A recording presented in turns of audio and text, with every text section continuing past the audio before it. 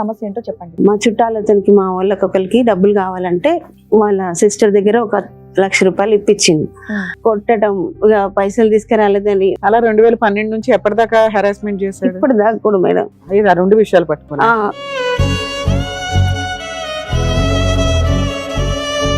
ఇక వాళ్ళందరి గొడవలలో నన్ను టార్చర్ పెడుతుంది.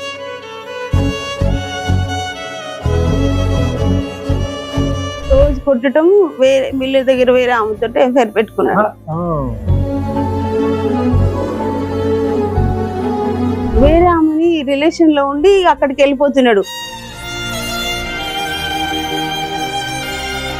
2014-16లో తెలిసింది. 16లో ఇల్లు అమ్మినాం, ఆమె ముందే తెలిసింది. ఇక తెలిసిన తర్వాత అడిగితే నా ఇష్టం, నేను అట్లనే పోతా, నీకు ఇష్టం అయితే ఉండు, లేకుంటే ఇంట్లోంచి వెళ్ళిపో. సరే, ఆవిడెవరో దొరికిందా? వెళ్ళి 4 పీకేవా? నేనేం పీకలేదు, నాకు భయం అవుతుంది. ఆయన వచ్చిందంటే నాకు వణుకుడు వస్తుంది.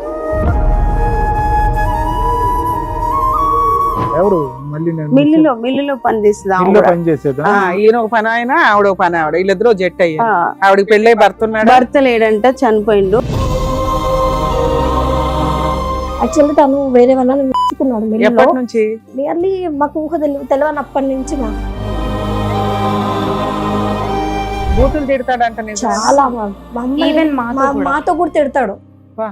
అసలు యాజ్ ఏ ఫాదర్ గా తన రెస్పాన్సిబిలిటీ ఒక్కటి కూడా మెయింటైన్ చేయడు. మాకు ఏం అక్రమ సంబంధాలండి బాబు, చిరాకు వచ్చేస్తుంది. కొన్ని రోజులు మేము ఎపిసోడ్ చేయలేము, ఎందుకంటే అక్రమ సంబంధాలు తప్పు అని చెప్తుంటే అక్రమ సంబంధాలు పెట్టుకుని జనాలు లేపేస్తున్నారు. అక్రమ సంబంధాలు పెట్టుకుని. నమస్తే, సుమన్ టీవీ సమర్పిస్తున్న పద్మవ్యూహం కార్యక్రమానికి స్వాగతం. మరి ఈ కార్యక్రమంలో మనతో పాటు ఉన్నారు ప్రముఖ హైకోర్టు అడ్వకేట్ రమ్యాకుల గారు. నమస్తే మేడం. నమస్తే అండి. ప్రముఖ సైకియాట్రిస్ట్ డాక్టర్ కళ్యాణ్ చక్రవర్తి గారు. నమస్తే సార్. నమస్తే మేడం. సార్, మేడం నల్గొండ జిల్లా నుంచి ఒక ఆవిడ వచ్చారు, బట్ ఆవిడ పేరు చెప్పడం కూడా ఆవిడకి ఇష్టం లేదంట. అసలు ఆవిడకి వచ్చిన సమస్య ఏంటో అడిగి తెలుసుకుందాం. నమస్తే అండి. చెప్పండి అమ్మా, మీరు పేరు చెప్పడానికి కూడా ఇబ్బంది పడుతున్నారు. పేరేం చెప్పక్కర్లేదు, మీ సమస్య ఏంటో చెప్పండి. 98లో పెళ్ళైంది మేడం. అయితే అరేంజ్ మ్యారేజే. అతను కూడా వాళ్ళది వేరే ఊరు, ఆంధ్ర. అయితే మా ఊర్లోనే ఉండేవాడు. అయితే మిల్లు ఫీల్డ్, మా అన్నయ్య వాళ్ళకి కూడా మిల్లు ఫీల్డ్ ద్వారా తెలిసిన అతను మ్యారేజ్ చేసుకున్నా. అయితే తర్వాత ఒక 4-5 ఇయర్స్ దాకా మంచిగానే ఉన్నాం. అంటే పాప పుట్టింది 5 ఇయర్స్కి. ఒక 10 ఇయర్స్ వరకు మంచిగా ఉన్నాం మేడం. ఇద్దరం కష్టపడ్డాం, ఇద్దరం డబ్బులు సంపాదించుకొని మంచిగా హ్యాపీగా ఉన్నాం.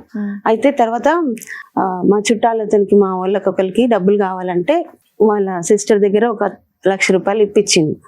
మీ చుట్టాలతనికి మీ ఆయన ఇప్పించారా? అంటే మా వారి సిస్టర్ దగ్గర మా చుట్టాలకి పైసలు కావాలంటే వడ్డీకి తీసుకున్నారు. మీ ఆడపడుచుని ఎవరు అడిగారు? మీ ఆయనే కదా అడుగుంటాడు, ఆవిడ వాళ్ళ చుట్టాలు అని కావాలని. ఎవరైతే అప్పు కావాలన్నాడో ఆ వ్యక్తి మీ ఆయన్ని డైరెక్ట్ గా అడిగాడా? చుట్టరేకంతో నీ ద్వారా అడిగిచ్చారు? ఆయననే అడిగారు. నీకు సంబంధం లేదు. ఆయన వచ్చిండు, అడిగిండు, తనకు కావాలంటే సిస్టర్ ద్వారా చూసుకున్నారు. నేను అక్కడే ఉన్నా గానీ ఇవ్వు అని నేనేం బలవంతం చేయలే. అడిగితే తీసుకున్నారు. మంచిగానే ఉన్నాం, హ్యాపీగా ఉన్నాం కాబట్టి అందరం మంచిగానే ఉన్నాం. తర్వాతకి మళ్ళీ కొన్ని రోజులకి ఇంకొక 1.5 lakh మా అన్నయ్య వచ్చి ఇప్పించిండు.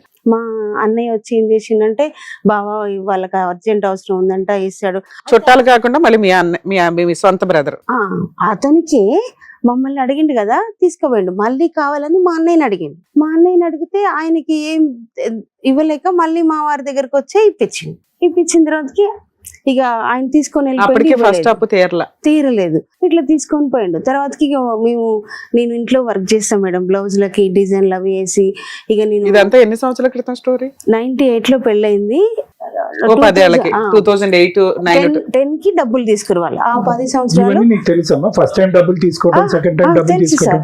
ఫస్ట్ టైం డబ్బులు తీసుకుని తెలుసు, సెకండ్ టైం డబ్బులు తీసుకోవడం ఇరుక్కుంటామేమో, మళ్ళీ ఇస్తారు కదా అనుకున్నా. కానీ అయితే అప్పుడు ఎంతసేపటికి నేను ఇంట్లో పని చేసుకొని ఆ డిజైన్లకు బ్లౌజులకు ఇంట్లోనే వర్క్ చేసుకుంటూ సంపాదించుకున్నాను. ఇందులో నీకేం సంబంధం ఉంది? ఒకసారి డైరెక్ట్ గా మీ ఆయన అడిగాడు, ఇంకోసారి మీ అన్నయ్య ద్వారా అడిగించారు.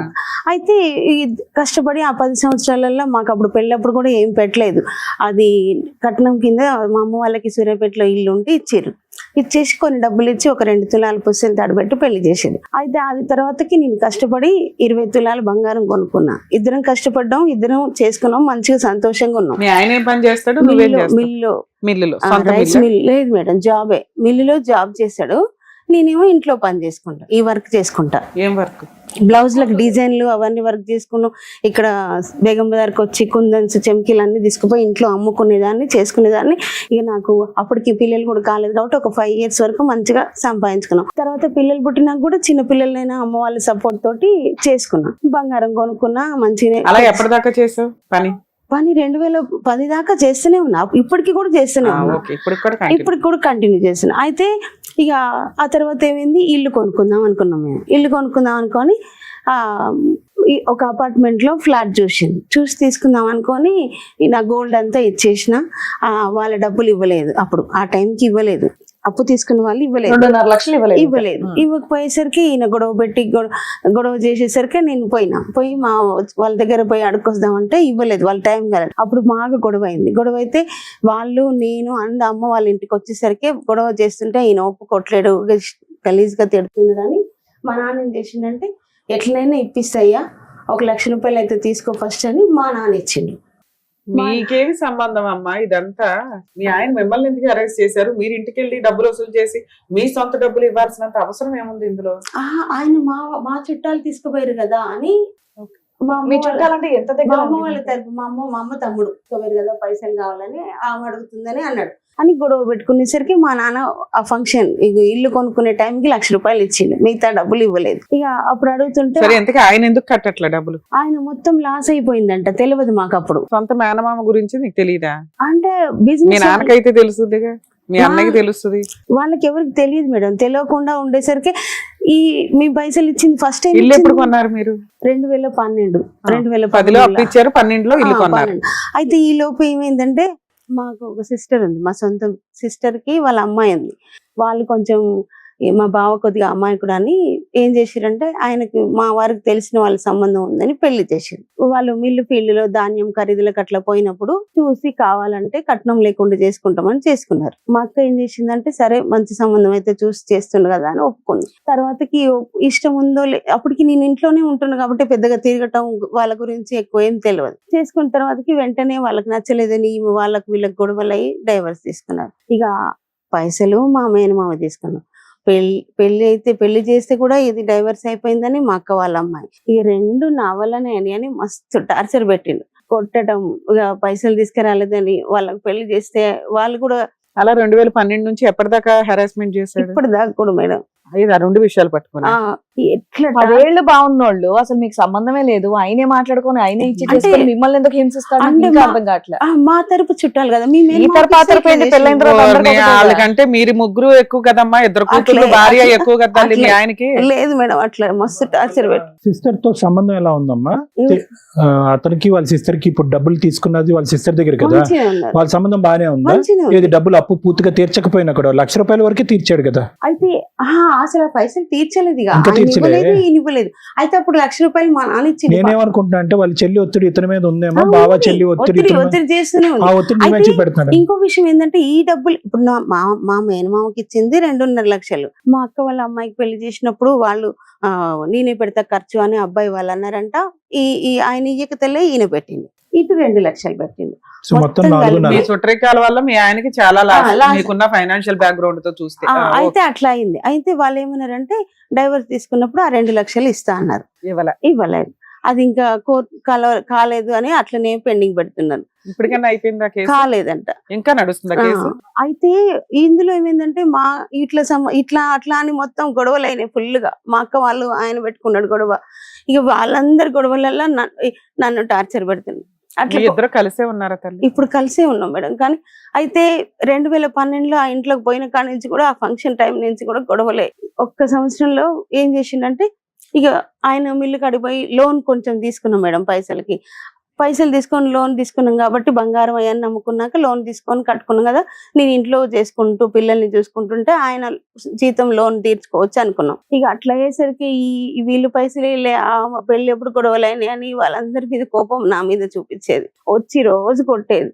ఇక ఇట్లా ఉంటే ఆయనకి తాగుడు అలవాటు ఉంది. ఆ సిచ్యువేషన్ లో 2ంటికి 3ంటికి అట్లా వచ్చేది మేడం. వచ్చినా కూడా ఇక ఈ గొడవ అయిన కానించి రోజు నోటికి వచ్చిన మాటలు అసలు అవి వినటానికి కూడా భరించలేను. మీకు ఇద్దరు ఆడపిల్లలు. అవును. ఇప్పుడు వయసు ఎంతమ్మా వాళ్ళకి? ఒక ఆమెకి 22, ఒక ఆమెకి చదువుకుంటున్నారు. చదువుకుంటున్నారు. రెండో అమ్మాయి అంతా డిగ్రీ 2nd ఇయర్ అయిపోయింది. పెద్ద అమ్మ, ఆమెకి ఇప్పుడు బీటెక్ ఇది అయిపోయింది. నిజంగా ఈ సమస్యల వల్ల ఇతని రియాక్షనా లేదంటే జనరల్ గానే తాగేటటువంటి వ్యక్తి యొక్క రియాక్షన్ అనేది నాకు అర్థం కావట్లేదు. ఎందుకంటే జరిగిపోయి ఇవంతా 2012, 14 జరిగినటువంటి ఇక నా మీద 12 కక్ష. సంవత్సరాల పాటు ఒక కక్ష ఉంటుందా? 4.5 ఉన్నది లక్షల సార్. గురించి 4.5 లక్షలు ఇంకా కొన్ని ఆయన వాడకుండేమో మొత్తం ఇల్లు అమ్మేసి ఆ పైసలు ఇచ్చేసినాం. ఇక గొడవలు అయితే ఆహా, కొనుక్కున్న ఇల్లు కూడా అప్పు అమ్మేసినాం.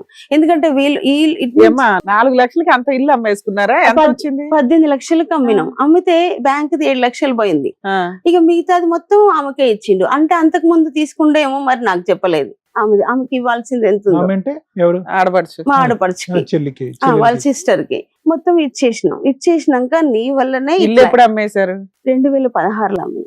12లో కొన్నారు, 16లో అమ్మేశారు. 14 సంవత్సరాలే ఉన్నాం. అదో 4 సంవత్సరాలు, ఇదో 10 సంవత్సరాలు. 16 సంవత్సరాల నుంచి 14 సంవత్సరాల నుంచి ఈ పంచాయతీ నడుస్తుంది. నడుస్తుంది. ఇక కొడతాడు ఇక ఫుల్. సరే, ఇల్లు లేదు, అప్పు లేదు, అన్ని క్లియర్. మళ్ళీ కొత్తగా సంపాదించుకోవచ్చు కదా. అట్లనే మళ్ళీ కష్టపడదామంటే ఇక నా మీద కక్ష పెంచుకొని ఎట్లా కొడతాడంటే అట్లా కొడతాడు. మిల్లి దగ్గర తాగి ఏ సిచ్యువేషన్ లో కొడుతుంది? మీరు అప్పు తీర్చేసిన తర్వాత, ఇల్లు అమ్మేసిన తర్వాత ఇప్పుడు ఎందుకు కొడుతున్నాడు? ఇప్పుడు 1 లక్ష రూపాయలు ఇచ్చిండు, మిగతా ఇవ్వలేదు కదా మా నాన్న. అది 2 అక్కడి నుంచి రావాలి. ఇప్పుడు ఇంకా రాలేదుగా. కంపెన్సేషన్ అనేది వాళ్ళ నాన్నగారి దగ్గర నుంచి రావాలి. ఇతను ఇల్లు అమ్మేశాడు, ఉన్న ఇల్లు లేదు. సో ఈ బాధ ఇక రోజు కొట్టడం, వేరే మిల్లు దగ్గర వేరే ఆమెతో ఎఫ్ఐఆర్ పెట్టుకున్నాడు. అది పెట్టుకున్నాడు. ఈ 16 ఏళ్లలో మీరు ఇంకే ఇల్లు కొనలా? ఇల్లు ఉన్నంతలో ఇల్లు నడుస్తుంది. ఆ, ఇంట్లో సరుకులు, పిల్లల అది చదువు, ఫీజులు ఏది ఇవన్నీ లేదు అసలు. అన్ని నువ్వే చూసుకుంటున్నావా? అయితే ఏమైందంటే అతను వెళ్ళి ఇంకో ఇల్లు చూసుకున్నాడు. వేరే ఆమెని రిలేషన్ లో ఉండి అక్కడికి వెళ్ళిపోతున్నాడు. అయితే ఈ గొడవల వల్ల కొడుతుండంటే డబ్బులకు ఇబ్బంది అయ్యి ఇట్లా ఇల్లు అమ్ముకున్నాం కాబట్టి ఆ కోపంలో ఉన్నాడేమోనని కొట్టినా తిట్టినా నేను ఓర్చుకొని ఇంట్లో కూడా చిన్న శారీస్ బిజినెస్ లాగా అట్లా పెట్టుకున్నా కూడా కనీసం పిల్లలు స్కూల్ కి పోతారని 9వ సంవత్సరం మేడం బ్యాక్గ్రౌండ్ స్టోరీ వేరే ఉంది. ఇంకో అయితే అప్పుడు ఉన్నది నాకు తెలియదు. 2014, 16లో తెలిసింది. 16లో ఇల్లు అమ్మినాం, ఆమె ముందని తెలిసింది. ఇక తెలిసిన తర్వాత అడిగితే నా ఇష్టం, నేను అట్లనే పోతా, నీకు ఇష్టం అయితే ఉండు, లేకుంటే ఇంట్లోంచి వెళ్ళిపో. ఇందా నుంచి మేము అడిగేది అదే. 2016కి ఇల్లు అమ్మేసావు, అప్పులు తీరిపోయినాయి కదా, మళ్ళీ గొడవ ఎందుకు అని. అది గొడవ ఎందుకు అంటే ఆయనకి అక్రమ సంబంధం ఉంది, నువ్వు అడగడం స్టార్ట్ చేసావు. ఇప్పుడు నుంచి ఇక పీకుతున్నాడు నిన్ను ప్రతిసారి. రోజు ఇంట్లో కొడతాడు, రోజు కొట్టడం. ఈ రోజు కొడతాడా, తిట్లతో ఆవిడెవరో దొరికిందా, వెళ్ళి 4 పీకేవని? నేనేం పీకలేదు, భయం అవుతుంది. ఆయన వచ్చిందంటే నాకు వణుకుడు వస్తుంది. ఎట్లా వచ్చిన మాట నువ్వు అడగకపోయినా కూడా అమ్మాయి ఎవరు, అసలు ఎందుకు ఇతని జీవితంలోకి వచ్చింది, ఇతను ఎందుకు ఆవిడ కనెక్ట్ అయ్యాడు. ఇప్పుడు అమ్మ వినండి అమ్మా, ఇప్పుడు వరకు మీరు స్టోరీ ఎలా చెప్తున్నారంటే మొత్తం 15 సంవత్సరాలు బట్టి ఆ 4.5 లక్షల గురించే మీరు కొట్టుకున్నట్టు చెప్పారు. కాదుగా, నీకు ఒక సవత ఉంది, ఆవిడతో అతను కునుకుతున్నాడు కాబట్టి నీ కోపం వచ్చి అడిగేటప్పటికి వచ్చి నేను వాయిస్తున్నాడు, కొడుతున్నాడు. అట్లా కొట్టేసరికి ఇట్లనే ఎవరు మళ్ళీ మిల్లులో పనిచేసేదా? ఈయన ఒక పని ఆయన, ఆవిడ ఒక పని ఆవిడ, వీళ్ళిద్దరూ జట్ అయ్యారు. ఆవిడకి పెళ్ళై భర్త లేడంట, చనిపోయిండు. ఆవిడ మిల్లులో మనకేం తెలుసు, లేకపోతే వీళ్ళిద్దరు కలిపి చంపేసే వాళ్ళు ఏమంటారు. ఆయన చనిపోయినాకనే ఈయన పరిచయం ఏంటంట, వేరే వాళ్ళు చెప్పారు. సరే అమ్మా, నీకు ఆ నరకం పడటం అలవాటు అయిపోయింది. 20 ఏళ్ల నుంచి తన్నులు తినటం చాలా, ఈ పాటి బాడీ స్ట్రాంగ్ అయిపోయింది. బూతులు తిట్లు తినడం అనేది నీకు నీ పిల్లలకు వాళ్ళకంటే గతి లేదు, నీకంటే అలవాటు అయిపోయింది. ఇక్కడికి ఎందుకు వచ్చావు? అదే మేడం, అయితే కొన్ని రోజులు దాకా ఇట్లనే ఉంటే ఆయన ఏం చేసినా, ఎంత ఇచ్చినా తీసుకొని నేను అడ్జస్ట్మెంట్ చేసుకుంటూ వచ్చిన. అయితే మా మామగారి పొలం ఉంటే అమ్ముకొని వచ్చిండు. ఆయనకు బయట అప్పులైన అప్పటి నుంచి మాట్లాడు, ఆయనకి ఏంది, ఎంత జీతం వస్తుంది అనేది కూడా ఏమి చెప్పడు. ఇంటి ఖర్చులకు కొంచెం ఇచ్చేవాడు. ఇప్పటికీ కలిసే ఉన్నారమ్మా? ఇప్పటికీ కలిసే ఉన్నారు. అతను తన్నా, తిట్టినా, కొట్టినా, ఇంట్లో హింస పెట్టి డబ్బులు ఇవ్వకపోయినా, మీ బాగోగులు చూసుకోకపోయినా, నీ సంపాదన నువ్వు సంపాదించుకుంటున్నావు, పిల్లల్ని చదివించుకుంటున్నావు, అతనితో నీకేమి ఇప్పుడు లేదుగా. ఒకే చాటు ఉన్నా కూడా అతను డబ్బులు ఇస్తేనే గనుక ఇల్లు గడిచే పరిస్థితి అయితే లేదుగా. అట్లా కాదు సార్, ఒక 2 పిల్లలకు చూసుకున్నా, నాకు చూసుకోకపోయినా పర్వాలేదులే అని. మీరు ఇంట్లో వంట చేస్తే తింటాడా, వస్తాడా? రావట్లేదు, మొత్తం బంద్ చేసి. ఎప్పటి నుంచి రావట్లే ఇంటికి? ఇంటికి వస్తాడు, నైట్ వచ్చి పడుకుంటాడు, పొద్దుగాల 4ంటికి. అయితే ఏమైందంటే ఆయన మిల్లు ఫీల్డ్ లోంచి 10 లక్షలు ఏమో మిల్లులో పెట్టినాను మేడం, 30 లక్షలు తెచ్చుకోండు ఆ ఇంటి కాడ నుంచి. మా మామయ్య పొలం అమ్మితే ఆయన కొద్దిగా ఈయన కొద్దిగా తీసుకున్నారు. ఒక 5-6 లక్షలు మా ఆడపిల్లలకి ఇవ్వాల్సి ఉంటే ఇచ్చిండు. ఇక ఆ తర్వాత మిగిలిన పైసలు ఏం చేసిండో తెలియదు. ఇప్పటికీ ఇన్వెస్ట్మెంట్ పెట్టాడని నువ్వు అంటున్నావు. ఆయనే చెప్పిండు. అన్నారు కదా అన్ని డబ్బులు తీసుకుపోయి మొత్తం ఆగం చేస్తావు నువ్వు, పిల్లల పేరు మీద ఒక 10 లక్షలు ఏమంటే మా మామయ్యతో కూడా గొడవ పెట్టుకొని తెచ్చుకున్నాడు. పిల్లలు అడిగితే 10 లక్షలు మిల్లులో పెట్టినా అన్నాడు. ఆ 10 లక్షలు కూడా లేవంటుండు. ఇప్పుడు సంవత్సరంన్నర పోయిన సంవత్సరం ఇంత జరుగుతున్నా కూడా మీ ఆయన నిలదీసా అతను తనేవాడు. ఆవిడని ఒక్కసారి కూడా అడగలేదమ్మా అసలు అమ్మాయి? నేను పోలేదు సార్, ఎప్పటికీ కొడతాడు. ఇప్పుడు అంటాడు కదా మా అమ్మ వాళ్ళు ఇచ్చిన ఇల్లు తీసుకురమ్మని ఇప్పుడు టార్చర్ పెడుతున్నాడు. ఇంకా ఉందా మీ అమ్మ వాళ్ళు ఏమైనా ఇచ్చారా నీకు? ఇల్లు ఉంది, అది అమ్మి డబ్బులు తీసుకురమ్మని గొడవ చేస్తున్నాడు. ఏమ్మా వీళ్ళని చూసుకోవట్లేడు. ఇప్పుడు కూడా ఇంకా కొడుతున్నాడు. ఆ డబ్బులు తెమ్మంటుండు మేడం. ఇల్లు ఆయన ఇవ్వడం మానేసి ఎదురు నిన్ను తీసుకురమ్మంటున్నాడు. ఎదురు తీసుకురమ్మంటుండు. సో ఇప్పుడు కొత్తగా జరిగిన స్టోరీ ఏమీ లేదు. ఇప్పుడు ఇన్ని సంవత్సరాల పాటు చదివినటువంటి స్టోరీకి ఇప్పుడు మీరు కంక్లూజన్ ఇవ్వండి అని చెప్పి మా దగ్గరికి వచ్చారు. అవును సార్, అంతే నాకు కదమ్మా? ఏం కావాలి, మీకేం కావాలో చెప్పండి. ఆయన కొట్టద్దు మేడం, కొట్టొద్దు. ఆయన పిల్లల్ని చూసుకోవాలి. అంటే ఫీజులు కట్టాలా, నా పెళ్లి ఫీజులు చేయాలా? కనీసం తినటానికి కూడా ఇంట్లో ఏమి ఇవ్వట్లేడు. పిల్లలకి ఇవ్వట్లేడు, నాకు ఇవ్వట్లేడు. ఇంతసేపు పోలీస్ స్టేషన్ ఒక రోజు బాగా కొట్టిండు. కొడితే నేను పోలీస్ స్టేషన్ పడుతుంటే పోలీస్ స్టేషన్ పోతే ఇంట్లో ఉండొద్దు, బయటికి అమ్మ వెళ్ళిపోమంటాడు. తినటానికి ఒక్క నిమిషం మేడం. తినటానికి ఇవ్వకపోయినా 15-16 సంవత్సరాల పాటు మీరు ఇల్లు నడిపించారు, గడిపించారు, పిల్లలకి చదువు చెప్పించారు, అన్ని చెప్పించారు. ఇప్పుడు సడన్ గా అతను ఇస్తే గానీ ఇల్లు గడవని పరిస్థితి ఉందా? ఫీజులు కూడా కట్టకపోతే నేనే కడుతున్నా కదా సార్. కొంచెం అప్ప అయింది ఫీజుల వల్ల. ఇంట్లోకి ఎట్లా నేను సరే మీ జరుపుకుంటున్నా. పిల్లల్ని పిలుద్దామా, వాళ్ళు కూడా వస్తారేమో. పిలువండి సార్. Right. నేను మేడం సార్, వాళ్ళ ఇద్దరు అమ్మాయిలు కూడా వచ్చారు, ఒకసారి పిలుస్తాను. రండమ్మా. నమస్తే సార్. కూర్చోండి. నమస్తే. నమస్తే. నమస్తే. కూర్చోండి. ఏం చదువుకుంటున్నారు? నేను degree second year madam, complete అయిపోయింది. ఓకే, నువ్వు బీటెక్ ఫైనల్ ఇయర్ అయిపోయింది మ్యామ్. ఎవరు పెద్ద? నేనే పెద్ద. నువ్వు పెద్ద. చెప్పండి అమ్మా. అక్కడ నుంచి అప్పటి నుంచి ఏదో చెప్తూ ఉన్నారు. సార్ యాక్చువల్గా మా మమ్మీ చాలా ఇబ్బంది పడుతుంది. కానీ యాక్చువల్లీ ఇందులో తను మాట్లాడిన అన్నట్టు నాట్ ఓన్లీ 6 lakhs అమౌంట్ మీద కాదు సార్, తను ఉంచుకున్నాడు. అది మేమే కనిపెట్టాం. తను చెప్పలేదు, భయపడి యాక్చువల్లీ తను వేరే వాళ్ళని ఉంచుకున్నాడు మిల్లులో. ఎప్పటి నుంచి? నియర్లీ మాకు ఊహ తెలియనప్పటి నుంచి మ్యామ్. సూపర్. అంటే అసలు మీ మాకు అమ్మాయి ఏం తెలీదు. చెప్తుందో తెలుసా? 2016 నుంచి అని చెప్పి. మాకు అసలు ఇల్లు కొన్న తర్వాతే మాకు తెలిసింది. మీకు అప్పటి తెలిసింది వరకు మాకు అప్పుడు? తెలిసింది అప్పుడే. సో మీకు ఇంకా తెలిసినంత వరకు ముందు నుంచి ఆవిడ ఉంది అనేది మీకు ఐడియా ఉంది. ఉమ్. ఓకే. ఆవిడ వల్ల ఇప్పుడు ఎంత హరాస్మెంట్ గానీ ఆవిడ వల్ల బూతులు తిడతాడంట చాలా మమ్మల్ని Even మాతో కూడా తిడతాడు. అసలు యాజ్ ఏ ఫాదర్ గా తన రెస్పాన్సిబిలిటీ ఒక్కటి కూడా మెయింటైన్ చేయడు అంటే మ్యామ్. మీరు క్వశ్చన్ చేస్తే రియాక్ట్ అవుతాడమ్మా, క్వశ్చన్ చేయకుండా కూడా నేను వచ్చి- క్వశ్చన్ ఇప్పుడు అక్కడికి ఎందుకు వెళ్ళావు, రాత్రి ఎందుకు రాలేదు, డబ్బులు ఎందుకు ఇవ్వలేదు అంటేనే అతను చిరాకు కోపమా? లేదంటే మీరు మాట్లాడకపోయినా మిమ్మల్ని అంటాడు? అసలు ఇంటికి మిమ్మల్ని రాగానే అనవసరం తాగి వచ్చి గొడవ పడతాడా? ఖచ్చితంగా. అదే మేడం. మేము మాకు భయం నేనేం అవుతుంది అడగకపోయినా. మాకు భయం అవుతుంది మ్యామ్. ఈ రోజు ఆయన తాగొస్తాడో, మంచిగా ఉంటాడో, మంచిగా ఉండడో. ఎన్నింటికి వస్తాడు ఇంటికి? ఆఫ్టర్ 11. ఇప్పుడు అప్పటికి కానీ- మీరు నిద్రపోతారు కదా నాన్న. లేదు మేడం. న్యూసెన్స్ తోనే లెగ్ వస్తాడా ఎలా రావడం? అంటే మేడం వస్తాడు, ఏదో ఒకటి ఇల్లు గురించి ఒకటి ఉంది, వీళ్ళు ఇంకా ఇవ్వలేదు కదా ఇల్లు. సో ఆ ఇల్లు గురించే ప్రతిసారి మేము ఫీజెస్ అడిగినా, మా రెస్పాన్సిబిలిటీస్ గురించి అడిగినా, ఇంట్లో దేని గురించి అడిగినా ప్రతి దానికి ఇల్లు మ్యాటర్ ముద్దలు పెడతాడు.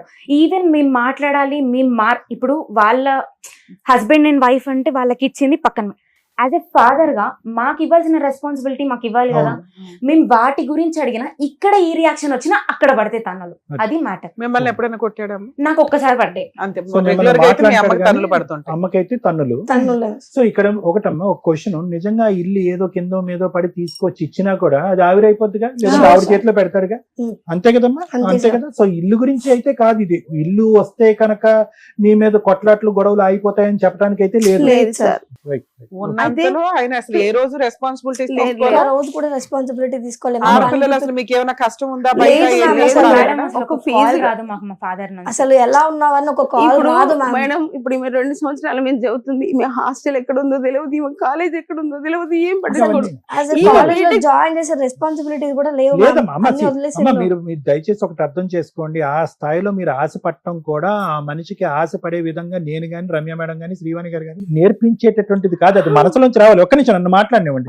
మీరు ఇక్కడికి వచ్చి కూర్చున్న ఈ ఇద్దరు ఆడపిల్లలు కాదు, మీ వెనకాతలు ఉన్నటువంటి ఒక 100 మంది సైన్యం వచ్చిన మీ డిమాండ్స్ ఏంటి అనేది కరెక్ట్ గా ఉండాలి. రేపో మాపు ఈ ఇద్దరు ఆడపిల్లలకి ఉద్యోగాలు ఇస్తాయి, వాళ్ళ కాళ్ళ మీద వాళ్ళు నిలబడతారు. మీకైతే కనుక ఈ బ్రతుకు తెరువు సమస్య అయితే లేదు. ఏం కోరుకుంటున్నారు? ప్రేమ కావాలా, ఆప్యాయత కావాలా, వాళ్ళ డేట్ ఆఫ్ బర్త్ అతను తెలుసుకోవాలా, లేదంటే ముందుకు వచ్చి పెళ్లిళ్ళు చేయాలి? ఇక్కడి నుంచి చూడండి. లవ్ కావాలి, ఎఫెక్షన్ కావాలి, కేర్ కావాలి, వచ్చి బాగా చూసుకోవాలంటే ఎక్కడ పుట్టిస్తామని? నేను అది అడగట్లేదు ఎక్కడ సార్. పుట్టిస్తాం? నేను అక్కడ పిల్లలు కన్నాడా? అక్కడ కన్నాడా? లేదు, అక్కడ కనలేదా? లేదు. ఓకే. అక్కడ ఒక అమ్మాయి ఉంటే పెళ్లి చేసిరంటే డైవర్స్ అయింది అంటే, ఒక అబ్బాయికి పెళ్ళయింది, ఆమెకు పాప.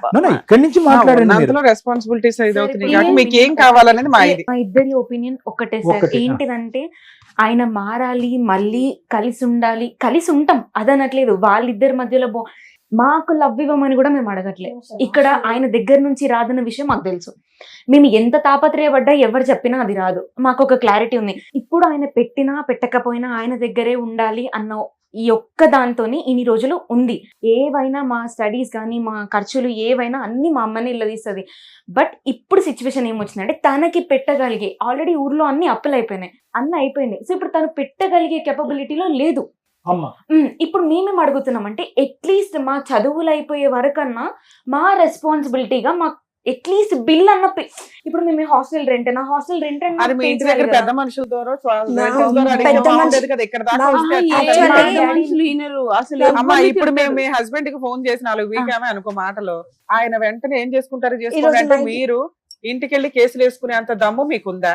లీగల్ గా వెళ్ళగలరా? ఇట్లా మేము ఫోన్ చేయగానే భయపడి ఇస్తాడని మేము అనుకో. మీ నాన్న ఆల్రెడీ ముద్రిపోయిన బ్యాచ్ లో మీరు లీగల్ గా తెగించి ఇంక ఈయన వల్ల ఒక ఉపయోగం లేదని మీరు క్లారిటీ ఉంది. ఎదురు రోజు న్యూసెన్స్ తప్ప. ఇలాంటిది మేమిద్దరిలో ఎవరైనా మాట్లాడామే అనుకోండి, అప్పుడు మీ నాన్న చేసే పని ఇంట్లో నుంచి బయటకు వెళ్ళిపోవడం. అది ఎట్లాగో రెంటెడ్ హౌస్, ఆయన వెళ్ళిపోతాడు ఆరాంగా. మీరు అడిగిన గొంతమ్మ కోరికలు కాదు అవన్నీ మీ హక్కులు. మీ హక్కులన్నీ కోర్టు తీరుస్తుంది. దానికి మీరు రెడీయా అంటే మీరు ఏదైతే ఇప్పుడు దాకా మీ అమ్మ బంధం పెట్టుకుందో, 2 ఆడపిల్లలు, తండ్రి ఉండాలి, సొసైటీ, గుడ్ విల్ అని, అలా ఆవిడ ఇంతకాలం ఏదైతే ఉందో అది రోడ్డు మీదకి వెళ్తుంది. మీరు తెగించే ధైర్యం ఉందా? మీ అమ్మ డెసిషన్ తీసుకోవాల్సింది. మీరిద్దరు ధైర్యంగానే ఉంటారు, హాస్టల్లో ఉన్నారు. ఒకటమ్మా, ఇది ఎలా ఉందంటే మీరు చెప్పేది మీ భాషలోనే చెప్తాను. కరోనా వైరస్ చావకూడదు, కానీ కరోనా జబ్బు వదిలిపోవాలి. ఎలా అవుతుంది? అక్కడ ఆడదాని మీద ఒక ఆమె ఎవరైతే కనుక ఇతని మీద శిలాశాస్త్రం చెప్తుందో ఆ వైరస్ అయితే మీరు తీయలేకపోయారు. బయటకు వచ్చి గొంతు చించుకుని అరవలేకపోయారు. పెద్దల్ని తీసుకొచ్చి మాట్లాడలేకపోయారు. ఇప్పుడు వచ్చి పోలీస్ స్టేషన్, కోర్టు గడప తొక్కలేకపోయారు. వెళ్ళే రకాలు కూడా కర్ర ఎరగకూడదు, పాము చావకూడదు. మమ్మల్ని అడ్డుకున్నారు, లేకపోతే మేము వెళ్ళాలని మేము వెళ్ళగలదా? మేడం అడిగేది అదే. ఇప్పుడు వరకు రానటువంటి పోరాట పట్టిక ఇప్పుడు ఎలా వస్తుంది? మీ సిస్టర్ అంటుంది వీరు రెడీ అంటుంది. వేరే మీకు 16 years బట్టి you don't have the capacity and to fight. ఇప్పుడు సడన్ గా వీఆర్ రెడీ టు ఫైట్ అంటే కనుక మీకు అంత బ్యాక్గ్రౌండ్ బ్యాకింగ్ ఉందా? మీరు చేయగలరా? మీ నాన్న కూర్చోండి ఇక్కడ అని అంటే కనుక నోరు మూసుకుని కూర్చుంటారేమో. సరే, మీరు ఆలోచించుకోండి అమ్మా, మేము చెప్తాము, తర్వాత ఫైనల్ గా మాట్లాడతాం. ఏంటంటే ఎక్కడా కూడా అంటే నాకు నిజంగా అనిపించేది ఏంటంటే 10 సంవత్సరాల పాటు ప్రయాణం బాగానే ఉంది, 10 సంవత్సరాల పాటు ప్రయాణం బాగానే ఉంది అనుకుంటే వాస్తవానికి ఆ స్టార్టింగ్లో 98 నుంచి 2008 వరకు ప్రయాణం బాగుంది అనేటటువంటి ఒక కళ్ళకు గంతలు కట్టుకుని మీరు ఉన్నారంతే. ఎందుకంటే నీ మీద ప్రేమ ఆప్యాయత చచ్చిపోవచ్చమ్మా ఒక మగాడికి. ఓకే, ఎందుకంటే నువ్వు ఇలా అడిగావు, అలా అడిగావు, ఈ డబ్బులు అక్కడ ఇప్పించావు, మీ చేతులారా కొన్ని చేయించావు. ఎందుకంటే ఆ మనిషికి, ఎందుకంటే అలాంటి వాళ్ళతో చాలా జాగ్రత్తగా ఉండాలి మనం. వాళ్ళ సిస్టర్ దగ్గర డబ్బులు తీసుకెళ్లి మీ ఇంట్లో ఇచ్చాడు. ఇంకో పెళ్లి కూడా మీ తరపున వాళ్ళు పెళ్లి చేశాడు. అసలు అతని యొక్క ఇంటిగ్రిటీ, ఆలోచన, వ్యక్తిత్వం బట్టి ఇంకా అది ప్లేయింగ్ విత్ ద ఫైర్ అంటారు. అంటే అగ్గికి ఆజ్యం పోస్తున్నట్టుగా అనమాట. సరే, దట్స్ అ డిఫరెంట్ స్టోరీ. నేను ఎందుకు ఆ పాయింట్ చెప్పానంటే కనుక అప్పుడు మీ ఇద్దరి మధ్య సంబంధాలు సత్సంబంధాలుగా ఉండేవేమో, డబ్బులు ఇచ్చుకోటాలు పుచ్చుకోటాలు అలవాటేమో, లేదంటే అవతల వ్యక్తులు ఇచ్చేస్తే కనుక ఈ క్లియర్ అయిపోద్ది అంటే నీ అప్పు తీర్చేస్తాడేమనే నమ్మకంతోనో, లేదంటే పెళ్లి చేస్తే కనుక వాళ్ళు సుఖంగా సౌఖ్యంగా ఉంటారనే నమ్మకంతో, అలాగే ఏదో మీరు గుడ్డుగా మీ ఇద్దరు ఒక అండర్స్టాండింగ్ మీద ముందుకెళ్ళారు. కానీ ఎప్పుడైనా కూడా అది రిస్క్ ఇష్యూ. ఎందుకంటే కనుక అతను అప్పు తీసుకెళ్ళి ఎక్కడో ఇచ్చాడు అనుకో, బయట ఎక్కడో, that is not a problem. మీ దగ్గర డబ్బులు తీసుకుని ఎక్కడో ఎవరిదో పెళ్లి చేశాడు అనుకో, that is not a problem. ఇక్కడ ఏమైంది? ట్రాన్స్ఫర్ మెకానిజం జరుగుతుంది. అంటే వాళ్ళ ఇంట్లోంచి మీ ఇంట్లోకి, వాళ్ళ ఇంట్లో నష్టం, మీ ఇంట్లో లాభం, పిల్లవని, అప్పవని, వాట్ ఎవర్ ఇట్ ఈస్. ఇప్పుడు ఆటోమేటిక్ ఏమవుతుంది? అప్పటికే బ్యాక్గ్రౌండ్ ఇష్యూ స్టార్ట్ అయిపోయింది. నీకు అర్థం కానిది ఏంటంటే ఆ అమ్మాయి ఇదంతా ఫేసెస్లో ఎంట్రీ కాదు, ఆ అమ్మాయి అప్పటికే బ్యాక్గ్రౌండ్లో ఉంది. ఎవరైతే కనుక ఇప్పుడు ఉన్నటువంటి ఆ బ్రహ్మరాక్షసి ఆ బ్యాక్గ్రౌండ్లో ఉంది. అప్పటికే అతనికి ఏంటంటే అక్కడ లైకింగ్ ఎక్కువైంది, ఇక్కడ డిస్లైకింగ్ ఎక్కువైంది. ఏదో ఒక బలమైనటువంటి కారణం చూపెట్టి నిన్ను దూరం పెట్టాలి అంటే కనుక ఏదో ఒకటి. నిజంగా ఎవరు నమ్మరమ్మా. అవును అంటే ఒక 15 సంవత్సరాల పాటు 4.5 లక్షల గురించి ప్రపంచ యుద్ధాలు జరుగుతున్నాయి అనేటటువంటిది నమ్మసక్యంగా లేదు. అతను ఏంటంటే ఏదో కారణం కావాలి, నువ్వు డబ్బులు తీసుకురాకపోతే కనుక మీ పుట్టింటి నుంచి వచ్చేటటువంటి ఆస్తిని తీసుకురా, ఏదో ఒకటి పెట్టుకుని నీ గొంతు పెట్టుకుని నిన్ను అనగదొక్కి ఏ విధంగా ఒక అట్మాస్ఫియర్ క్రియేట్ చేశాడంటే ఈ పెళ్లి ఇలాగ అవ్వటానికి, నిన్ను కొట్టడానికి, నిన్ను తిట్టడానికి, నేను తాగటానికి, నా లివర్ కిడ్నీ పాడు చేసుకోవడానికి నువ్వు కారణము, మీ వాళ్ళు కారణము, నువ్వు వాళ్ళ దగ్గరుండి డబ్బులు ఇప్పించడం కారణము, అక్కడి నుంచి ఆస్తి తీసుకురావటం కారణం. కాబట్టి ఈ రోజు నుంచి నేను నీకు ₹1 పావలా కూడా ఇవ్వను, నీ సావు నువ్వు సావు. అది అతను గీసినటువంటి ఒక డిజైన్ వర్క్ ఇది. ఇదంతా కూడా అతను డిజైన్ చేశాడని నేను అనుకోవట్లేదు. బ్యాక్గ్రౌండ్ లో ఆవిడుండి దగ్గరుండి కలిపి డిజైన్ చేశారు. ఎటొచ్చి ఇక్కడ ఉన్నటువంటి అదృష్టం ఏంటంటే అక్కడ వాళ్ళిద్దరికి ఒక పిల్ల జల్ల లేకపోవడం అనేది మనకు అదృష్టం. ఎందుకంటే మీరు లీగల్ గా పోరాడితే కనుక రమ్య మేడం సపోర్ట్ తీసుకుని ఏదైతే కనుక వీళ్ళు న్యాయపరంగా రావాలో అవన్నీ వస్తాయి. కాబట్టి అక్కడ లేకపోవడం అనేది మనకి ఒక ఘోరంత ఆశ. అయితే నేను ఇక్కడ ఈ మాట ఎందుకు చెప్తున్నానంటే, చక్కటి పిల్లలు శుభ్రంగా చదువుకుంటున్నారు, భవిష్యత్తులో ఏదో ఒక ఉద్యోగం చేసుకుంటూ ఉంటారు.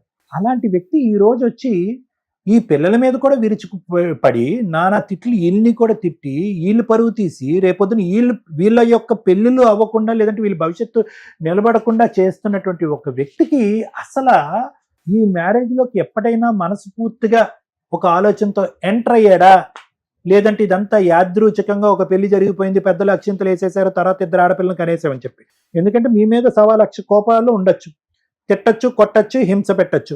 కానీ వాళ్ళు ఏం చేశారు?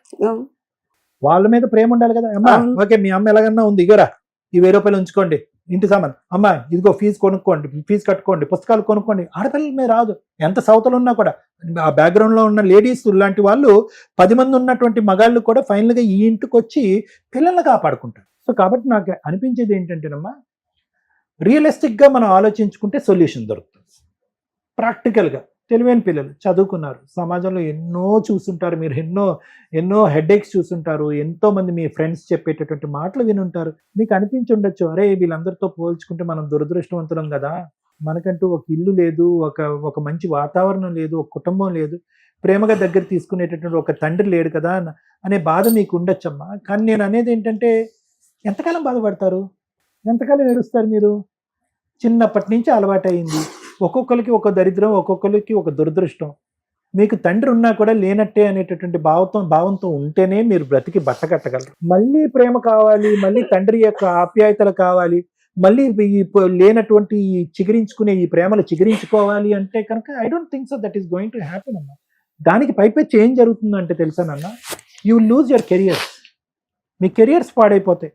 రేపొద్దున ఈడు మగాడమ్మ ఈయన్ని పెళ్లి చేసుకుంటే ఆ మగాడిలో మీ నాన్న కనిపిస్తూ ఉంటాడు, వద్దురా బాబు ఈడే నరకాసుడిలో ఉన్నాడు, ఒక నరకాసుడితో సగం జీవితం అయింది, వీడితో ఇంకా సగం జీవితం అయితే పెళ్ళే చేసుకోరు. బట్ దయచేసి గుర్తుపెట్టుకోండి, it is a very rare situation that your seeing in your house. మీ ఇంట్లో ఇది చూసేటటువంటిది ఒక రేర్ సిచ్యువేషన్. నాకు మీరిద్దరు ఆడపిల్లలు ఎలా మానసికంగా తేరవాలంటే, ఎస్ మీ అమ్మని కాపాడుకోండి, మీ అమ్మకు కావాల్సిన ప్రపంచాన్ని, జీవితాన్ని, భవిష్యత్తుని, డబ్బుని అన్నీ ఇవ్వండి, సంపాదించుకోండి. కానీ at the end of the day పెద్దవాళ్ళు అయిన తర్వాత ఓకే, చిన్నపిల్లలు 16 సంవత్సరాలు 15 సంవత్సరాల్లో అనుకుంటే కనుక అమ్మ మా నాన్న కొడతాడు, తిడతాడు, గొంతు పిసికి చంపేస్తాడు, మా అమ్మని చంపేస్తాడు అనుకోవచ్చు. అరే కమాన్, మీరు 21-22 ఇయర్స్, మీరిద్దరు ఫైటర్స్. ఇందాక నేను చెప్పిన సామెత 100 సార్లు నేను చెప్తా, కర్ర ఎరగకూడదు, పాము చావకూడదు అంటే అవ్వదు. You need to learn to fight. ఏదో ఒకటే మిగులుతుంది. అతను మన ఇంట్లోకి రావటం అన్నా ఉంటుంది, రాకపోవటం అన్నా ఉంటుంది, ఏదో ఒకటే ఉంటుంది.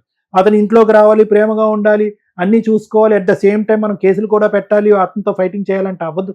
మీరు నిజంగా మీ హక్కుల గురించి పోరాడాలి అని అనుకుంటే కనుక ఆ మనిషి విరుచుకుపడేటటువంటి తత్వాన్ని తాత్కాలికంగా భరించాలి. మీకు సంబంధించిన ప్రొటెక్షన్, సపోర్ట్ తీసుకుని ఎవరు లేరా నాన్న మీకు? మామయ్యలు, పెద్దనాళ్ళు ఎవరు లేరా మీకు సపోర్ట్ చేసి? అసలు ఆడపిల్లలు 4 మేడం. అరే మీ తల్లిదండ్రులు బతికే ఉన్నారా? మా నాన్నగారు లేరండి, అమ్మ ఉంది, అన్నదమ్ములు ఉన్నాడు. కానీ వాళ్ళిద్దరికి ఆయన అంటే భయం, తిడతాడు. అసలు అమ్మ వాళ్ళ ఇంటికి కూడా పోయి మస్తు గొడవ చేసి వచ్చి, ఊర్లో పెద్ద మనుషులు కూడా ఎవరు తెలియదు, భయపడడు. నోరు తెరిస్తే ఆయన నోరుకే భయపడతారు అందరు.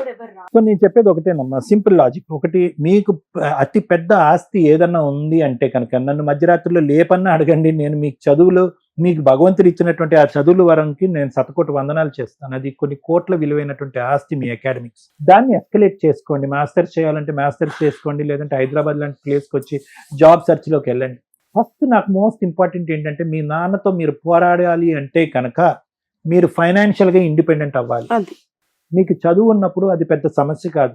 10,000, 15,000, 25,000 ఎంతో కొంత మీ ఇద్దరికి వస్తుంది. ఇప్పటికిప్పుడు మీరు ఫైట్ చేస్తే కనుక నెక్స్ట్ స్టెప్ మీకు అల్లకల్లోలం అయిపోతుంది. మిమ్మల్ని ఉద్యోగం చేసుకునేవాడు, ఫ్రీగా ఉండనేవాడు, మీ మీద ఉన్న కసి కోపం అంతా ఆవిడ మీద చూపించి చంపేస్తాడు. నేనైతే ఏమంటానంటే మీరు ఖచ్చితంగా ఫైట్ చేయాలి, అతనికి గుడ్ బై చెప్పేటటువంటి ప్రయత్నం చేయాలి, అతనికి సంబంధించిన హక్కులన్నీ మీరు తీసుకోవాలి, మీకు రావాల్సిన అంతా కూడా హక్కు పోరాటం చూపెట్టాలి. కానీ రమ్య మేడం నాతో యాక్సెప్ట్ చేస్తారు లేదో నాకు తెలియదు, కానీ ఒక సైలెంట్ ఫేస్. నీకు ఎంత ఇంకా 1 year ఉందనన్నా నీకు అయిపోయింది సార్. యాక్చువల్లీ కోచింగ్ తీసుకుంటే జాబ్ వచ్చేది, కానీ ఇంకా కోచింగ్ చేయాలని బీటెక్ అయిపోయింది ఈ సంవత్సరం. నీదన్నా ఇంకా ఫైనల్ ఇయర్ ఉంది ఇంకా final year. సో నేనేమంటున్నానంటే అమ్మా, maybe I'm wrong, I don't know, but నేనేమని చెప్తున్నానంటే కనుక ఈ టైంలో బహుశా ఆ పిల్లలు ఇంకొక 1 yearలో సెటిల్ అయిపోతారు అని అనగా సానుకూలంగానే ముందుకెళ్ళి ఒక్కసారి ఆ పిల్లలు సెటిల్ అయ్యి వాళ్ళకి ఏదన్నా ఒక ఉద్యోగం వచ్చి వాళ్ళ కాళ్ళ మీద వాళ్ళు నిలబడిన తర్వాత అప్పుడు దీర్ఘకాలికమైనటువంటి పోరాటం చేస్తే బాగుంటుంది అనేది నా అభిప్రాయం. ఎందుకంటే వీళ్ళు డిస్టర్బ్ అవ్వకూడదమ్మా. ఆ కెరియర్ ఇప్పుడు ఫైనల్ ఇయర్ ఈ అమ్మాయికి ఇప్పుడు ఇట్లా ఉన్నారు కదా, అట్లనే అనుకున్నాం. ఏమన్నా కానీ పిల్లలకి చెరకు జాబ్ వచ్చినాక నేను కష్టపడతాం, ముగ్గురం కష్టపడతాం, ఆ మనిషి పెట్టినా పెట్టకున్నా ఏం కాదనుకునే ఊపున్నా ఇన్ని రోజులు. అట్లయితే ఇప్పుడు ఏమైందంటే ఇప్పుడు వచ్చే నెల రిజిస్ట్రేషన్ అయితే సూర్యాపేటది నాకు ఇచ్చిన ఇల్లు అమ్మేస్తే ఆ పైసలు తెచ్చుకొని వీళ్ళ చదువులకి 1 లక్ష 2 లక్షల దాకా అప్పైంది తీర్చుకుందామంటే ఇప్పుడు ఆ డబ్బులు తీసుకుపోతా అని కూడా తీసుకెళ్తాడమ్మా. ఆయన ఇవ్వకుంటే ఇప్పుడు ఎట్లా టార్చర్ పెడతాడు, భయపడతాడు.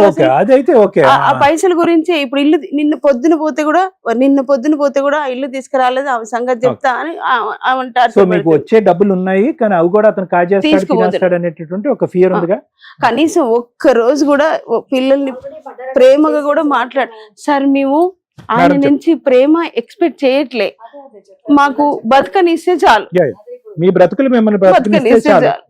అసలు ఎట్లా అంటే అసహ్యమైన మాటలు అవి నేను భరించలేకపోతే కొట్టడం, ఆ మాటలు అనే దాంట్లో నన్ను భయపడతాడు. అవి మేము వినలేకపోతున్నాం. రోడ్డు మీద ఎక్కడ ఏది అనేది మ్యాటర్స్ కాదు, మా ముందు మా అందరి ముందు వియర్డ్ అనిపిస్తుంది. ఇప్పుడు చెప్తారు వినండి. Thank you sir. Okay madam, thank you madam.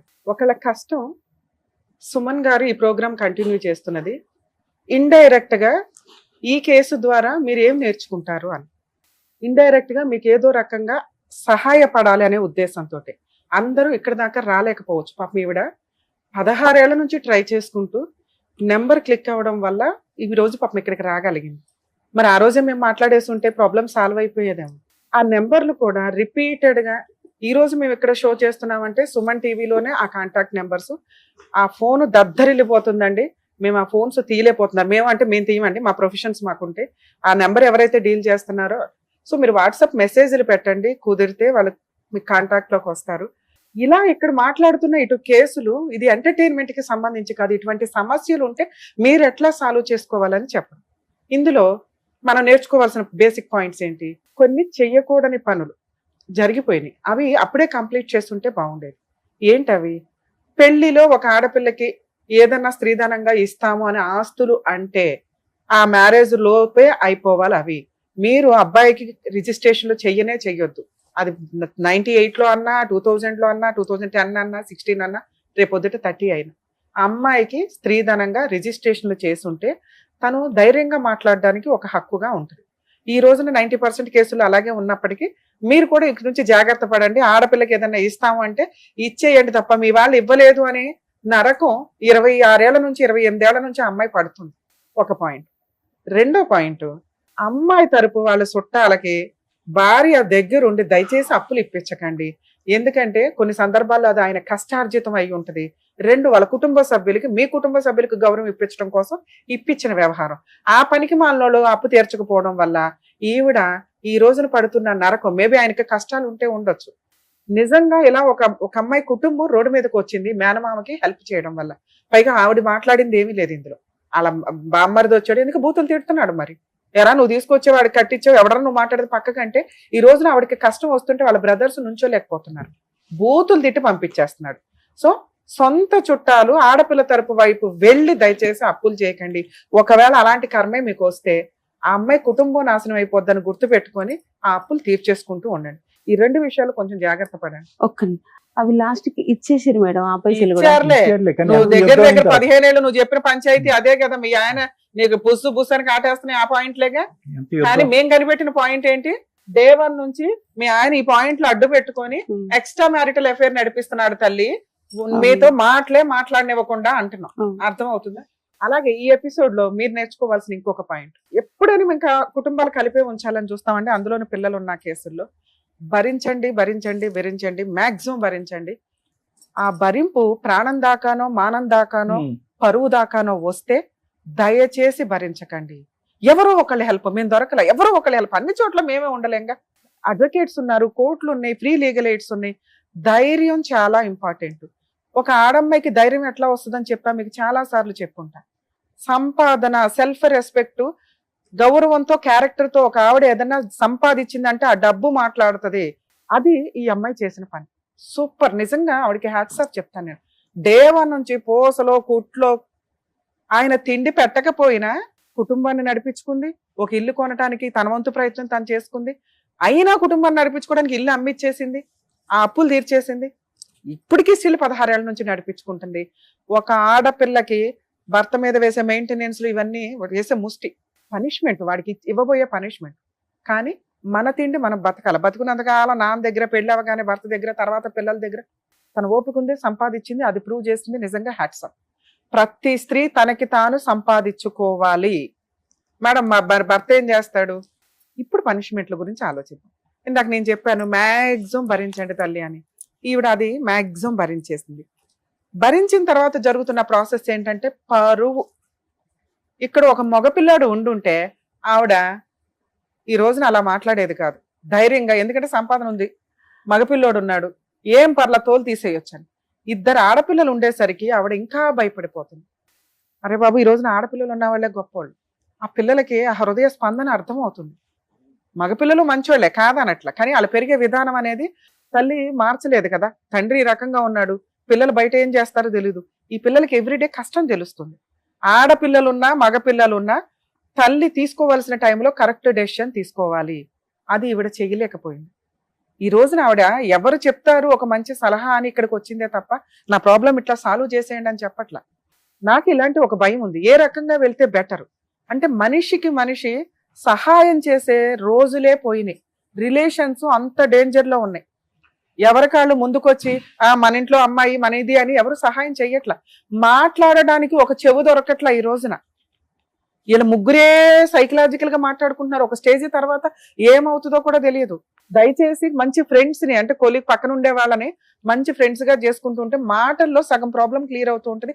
దయచేసి మంచి ఫ్రెండ్స్ ని అరేంజ్ చేసుకోండి చుట్టుపక్కల వాళ్ళని. ఎందుకంటే చుట్టాలు ఎవరు, మనము ఒకరికి చుట్టాలమే, వాళ్ళు మనల్ని తిట్టుకుంటారు. ఎందుకంటే మనం బిజీ. కష్టం వచ్చినప్పుడు నిలబడేలాగా ఉండగలిగితే వాళ్ళు మంచి చుట్టాల కిందే లెక్క. ఈ రోజున పాపం ఆవిడికి కష్టం వస్తే నుంచునే చుట్టాలు లేరు. ఎందుకంటే అలా ఆయన అంటే భయపడుతున్నాడు, అలా ఆయన నోరుకు భయపడుతున్నాడు. మరి ఇప్పుడు వీళ్ళు యుద్ధం ఎవరు చెయ్యాలి? వాళ్ళకి మానసిక ధైర్యం ఇవ్వడం కోసమే సార్ ఇప్పటిదాకా మాట్లాడారు. ఆ ధైర్యానికి ఫైర్ యాడ్ చేస్తా ఇప్పుడు నేను మాట్లాడు. ఎందుకు ఏడుస్తున్నావు నువ్వు? ఒక్కటి ఇచ్చేవాళ్ళక ఒక రత్నాలు లాంటి 2 పిల్లల్ని పెట్టుకొని ఏం తల్లి నిన్ను ఇప్పటిదాకా పొగుడుతున్నాను నేను. మీ ఆయన లాంటి ఒక పనికి మాలిన వ్యక్తికి నువ్వు ఎంత టైం ఇచ్చుడే దండగా అని నా బాధ. సొసైటీ, కుటుంబం, పిల్లలు, పెళ్లిళ్ళు అనేది ఓన్లీ స్త్రీకే కాదు. ఇన్ని సంవత్సరాలు 30 ఏళ్ళు 28 ఏళ్ళు పెళ్లి అయిపోయిన మగాడికి కూడా అది చాలా అవసరం. ఇక్కడ గుడ్ విల్ ఈవిడ ఒక్కడదే పోవట్ల. ఈ టైంలో ఈవిడ కనుక వాళ్ళ భర్తని వదిలేస్తే 28 ఏళ్ళు పడిన నరకానికి పెద్ద పనిష్మెంట్ పడుతుంది.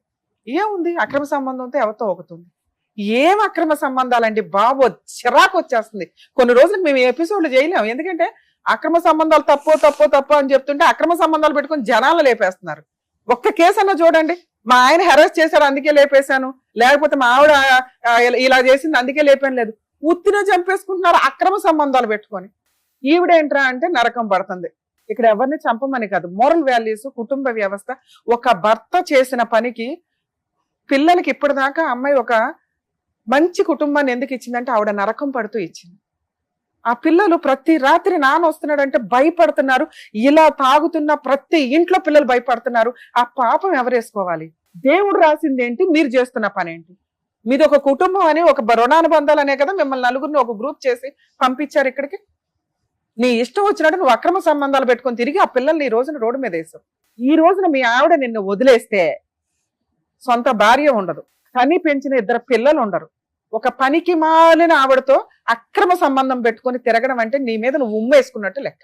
ఇప్పుడు వాళ్ళు అదే పని చేయబోతున్నారు, అదే చేస్తారు. ఎందుకంటే భరించారు భరించారు భరించారు, ఇక సాల్రా బాబు నీతో. నీకు పర్ఫెక్ట్ పనిష్మెంట్ వాళ్ళు వదిలేయటమే. మీకు అర్థమైందా నాన్న? మీ నాన్నకి మీరు ఇవ్వాల్సిన పనిష్మెంట్, ఎట్లాంటి వాడు నాకు అవసరం లేకుండా బతికేవాళ్ళు బొచ్చుడు మంది ఉన్నారమ్మ సమాజంలో. మీరు విత్ క్యారెక్టర్ తో గుడ్ విల్ తో బతుకుతున్నారు, సమాజం మీకు హెల్పే చేస్తుంది. ఇలాంటి నాన్న మీరు పక్క పెట్టుకుంటే మీ అమ్మని హింసించడానికి రేపొద్దు మీకు వచ్చే సంబంధాలు కూడా చేరకొడతారు. మీకు చదువుకోవడానికి ఒక ఎరువే వేయని వ్యక్తి మీ కుటుంబాలు బాగున్నాయంటే ఎందుకు ఊరుకుంటారు? మీ కుటుంబాలే ఆయనకి టార్గెట్. అర్థమవుతుందా? ఈ రోజు మీ అమ్మ ఏం భయపడుతుందంటే నాకు రేపొద్దుట రాబోయే రూపాయి వేస్ట్ అవుతుంది ఏమని. వేస్ట్ అవ్వదు తల్లి, నువ్వు మీ ఆయనతో కలిసి ఉన్నా అది వేస్ట్ అవ్వదు. టచ్ చేసే రైట్స్ నీకు లేవు. అలా ఉంటే మా వాళ్ళకి ఫోన్ చేయండి, మా టీం అంతా నీకు అందుబాటులో ఉంటుంది. కానీ ఇది కరెక్ట్ కాదు. నేను మీ ఆయనతో కలిసి ఉండొద్దాన్ని. నువ్వు ఈ రోజే డెసిషన్ తీసుకోవాలి. ఇట్లాంటి వ్యక్తి అదేమన్నా సొంత ఇల్లా, రెంట్ హౌస్, ఆయన కడుతున్నది 6,000, అవునా? ఇంకొక 6,000 నువ్వు సంపాదించుకోలేవా? సంపాదించుకో. అంటే నువ్వు తలుచుకుంటే ఏమన్నా చేయగలవు. మీ ఆయనకు నువ్వు ఒక పనిష్మెంట్ ఇవ్వాలి అనుకుంటే ఈ రోజే మీరు డెసిషన్ తీసుకోండి. ఇప్పుడు మేము ఫోన్ మాట్లాడబోతున్నాం, మాట్లాడతాం. ఎందుకంటే ఎక్కడో అక్కడ కట్ అవ్వాలి రిలేషన్. మీ నాన్నకి మీ వాల్యూ తెలిసి మీ కాళ్ళు పట్టుకొని బతువులాడాను, మరి కాళ్ళు పట్టుకోపోయినా మీ మనసు సాటిస్ఫై అయ్యేలాగా ఆయన బతిమలాడి రెస్పాన్సిబిలిటీస్ ప్రూవ్ చేసుకుంటే ఒక ఛాన్స్ ఇవ్వండి. లేదా ముందు అర్జెంట్ గా పోలీస్ స్టేషన్కి వెళ్ళి మీరు కంప్లైంట్ ఇవ్వాలి. ఇవాళ మేము ఫోన్ మాట్లాడతాం కాబట్టి గొడవ అవుతుంది. ఇదే గొడవ, ఇక ఫైనల్, ఇక గొడవ లేదు మీ ఇంట్లో. చాలు పడిన నరకం. అమ్మ ఆ పిల్లలకి కళ్ళకు అద్దుకుని పెళ్లి చేసుకునే అబ్బాయిలు దొరుకుతారు. ఇలాంటి మంచి పిల్లలు దొరక్క బయట ఏడిస్తున్నారు మగాళ్ళు. అర్థమవుతుందా? ఇంకా 5 ఏళ్ల టైం ఉంది. కెరియర్ నువ్వు గట్టిగా లైన్ లోకి వస్తావు తల్లి. నువ్వు సంపాదించే డబ్బులు ఆ రెంట్కి ఆ పిల్ల ఫీజులకి సరిపోతాయి. ఆ పిల్ల ఇంకో 1 సంవత్సరం 2 సంవత్సరాలకు లైన్ లో వస్తుంది. సంపాదించండి, ఒక చిన్న ఇల్లు కొనుక్కోండి. మనం బయటికి వెళ్ళిపోయినా అమ్మ కూర్చొని తినగలిగితే చాలు. ఇంతే మీరు చేయాల్సిన పని. మీకు 5 years టైం ఇస్తున్నా. మీ నాన్న అవసరంలా, మీ నాన్న రూపాయి మీకు అవసరం. ఇప్పుడు మీరు చేయబోయే యుద్ధం ఎందుకంటే 28 ఏళ్ళు మీ అమ్మకి నరకం చూపించిన మీ నాన్నకి కోర్టుల ద్వారా పనిష్మెంట్ ఇవ్వాలి. మీకు ఆల్రెడీ రాబోయే డబ్బు దాచుకోవాలి అంటే ఆవిడ ఈ రోజే డెసిషన్ తీసుకోవాలి. చాలు పడిన నరకం. మీ నాన్న గిర్రగిర తిరిగి వస్తే వస్తాడు, లేదా బయటే బూతులు తిట్టుకుంటూ తిరుగుతూ ఉంటాడు. కుక్క వాగింది అనుకోండి, లెక్క కూడా చేయకండి.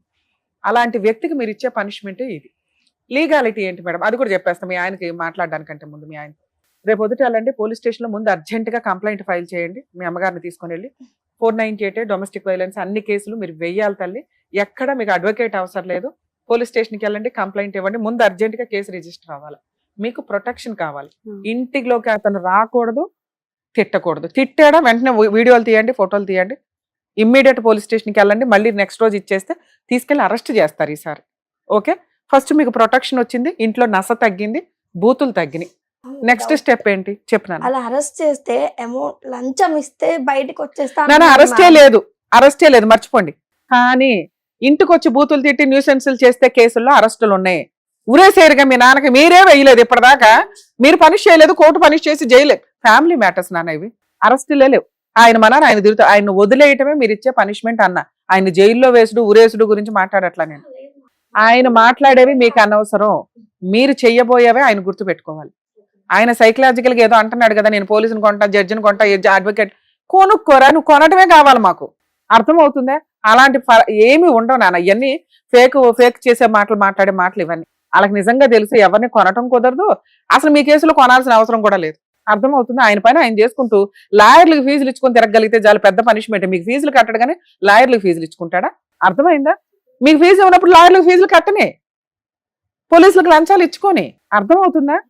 ఇదే మీరు చేయాల్సిన పని. అసలు పోలీసులు ఏమి లంచాలు తీసుకోరు. మీకు చెప్తున్నాడు కదా, మీకు అదే అంటున్నా. మీ అర్థం అవ్వాలని మీకు చెప్తున్నా. అలాంటి ఒక ఖర్చు అవ్వాలి. భార్య పిల్లల్ని వదిలేస్తే ఎలా ఉంటుందని ఆయనకి తెలియాలి. నువ్వు నీ దగ్గర మాకు రూపాయి అవసరం లేదు. నువ్వు అవన్నీ ఖర్చులు అంటున్నావు, ఒక పెట్టుకొని పో. ఎక్కడ తిరుగుతావు తిరుగు. సొంత భార్య పిల్లలే లేనప్పుడు పనిష్మెంట్ ఎంతకంటే ఏం పనిష్మెంట్ కావాలి నాన్న. నెక్స్ట్ డొమెస్టిక్ వైలెన్స్ కేసు అమ్మా. మీరు సఖీ సెంటర్ ఉంటుంది, మీరు తెలంగాణ జ్యూరిస్డిక్షనే కాబట్టి సఖీ సెంటర్కి వెళ్ళండి. అక్కడ ఫ్రీ లీగల్ ఎయిడ్ కోర్టే మీకు ప్రొవైడ్ చేస్తారు. అందులో మీకు వారసత్వ ఆస్తులు ఏమైనా ఉంటాయి, అటాచ్మెంట్ అడగండి. మంత్లీ మెయింటెనెన్స్ 50,000 అడగండి తల్లి, మీకు వస్తుంది. పిల్లల చదువులు పెళ్లిళ్ళు కూడా మీ ఆయన బాధ్యతే, అందులోనే వస్తే ప్రొటెక్షన్ కూడా అడగండి. మేడం మాకు ఇవన్నీ తెలియట్లేదంటే తెలంగాణ హైకోర్టులో లీగల్ సెల్ అథారిటీ అని ఒకటి ఉంటుంది. మీరు అక్కడికి వెళ్ళి హెల్ప్ అడిగినా మీ జ్యూరిస్డిక్షన్కి సంబంధించిన వాళ్ళకి ఇస్తారు. అందరికి మేము ఫ్రీగా వచ్చి లీగల్ సర్వీసులు చేయలేమండి, ప్లీజ్ ఏమనుకోవద్దు. గవర్నమెంట్ లీగల్ సెల్ వాళ్ళు జుడిషియరీ డిపార్ట్మెంట్స్ కొన్ని కోట్లు ఖర్చు పెట్టి ఫ్రీ లీగల్ ఎయిడ్ ప్రొవైడ్ చేస్తున్నారు. మేబీ మీకు అవేర్నెస్ లేక మేము అందుబాటులో కనిపించడం వల్ల అందరు ఇక్కడ దాకా వస్తున్నారు, కానీ మేము అన్ని చోట్లకి వచ్చి చేయలేము, ప్లీజ్ అర్థం చేసుకోండి. 2, ఉమెన్స్ కమిషన్ ఉంది తెలంగాణలో. ఉమెన్స్ కమిషన్కి వెళ్ళినా మీకు ప్రాబ్లం క్లియర్ అవుతుంది. కానీ ఈ రోజు నేను చెప్పబోయేది ఏదైతే ఉందో అది ఇంకా పర్ఫెక్ట్.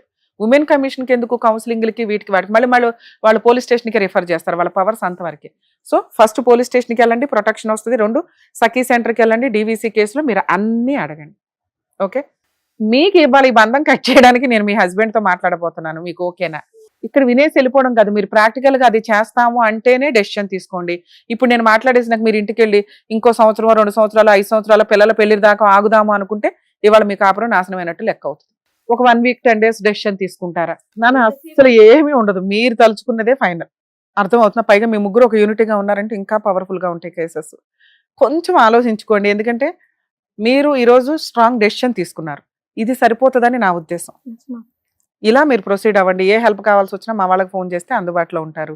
మళ్ళీ మాట్లాడండి, ఒకవేళ మీరే మాట్లాడండి మేడం అంటే ఇంకొకసారి మీరు ఫోన్ లో మాట్లాడించినా మేము మాట్లాడతాం. బెటర్ కదా, ఎందుకు ఈ రోజే మనం మాట్లాడడం. డెసిషన్ వద్దులేండి. ఓకేనా? అంటే మీకు ఇంకా కంఫర్ట్ జోన్ ఉంది. ఈ రోజు మేము ఇచ్చిన బూస్ట్ తోటి మీరు ఎనర్జెటిక్ గా ఆలోచించుకోండి. ప్రాబ్లం ఇది ఈడంతా ఇవాళ తేల్చాల్సిందే అనిపించిన రోజు అర్జెంట్ గా పోలీస్ స్టేషన్కి వెళ్ళిపోండి. ఇంకేదైనా లీగల్ హెల్ప్ కావాల్సి వచ్చినా మా వాళ్ళ ఫోన్ లో అందుబాటులో ఉంటారు. సరేనా? Better. Thank you. All the best తల్లి. All the best. Thank you be strong. బాగా చదువుకోండి. Yes sir. Thank you so much sir. Thank you so Thank much you. Madam. మరో కథతో మళ్ళీ కలుద్దాం.